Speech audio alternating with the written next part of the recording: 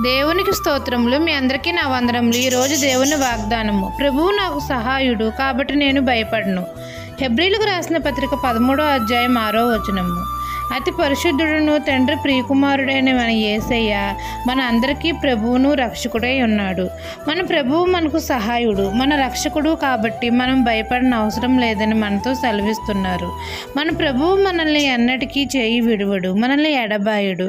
అందరూ మనల్ని విడిచిపెట్టినా మనం ఒంటరి స్థితిలో బాధపడుతుంటే మనం బాధపడిన అవసరం లేదు. మన ప్రభువు మనల్ని ఎన్నటికీ ఒంటరి వాడిని చేయడు. మనలో ఒంటరి అయిన వాడిని 1000 మంది చేస్తానని మన ప్రభు మనతో సెలవిస్తున్నారు. మనం ఆపత్కాలంలో ఉన్నప్పుడు మన ప్రభు మనకు సహాయకుడు. మనల్ని సమస్త బాధలన్నిటి నుండి విడిపించి మనల్ని రక్షిస్తాడు.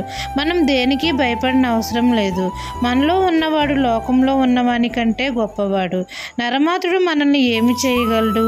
ఈ దిన వాగ్దానం మీ నా జీవితంలో నెరవేరాలని కోరుకుంటూ దేవుని సువార్త పరిచర్యలో మీ సహోదరి. ఆమెన్.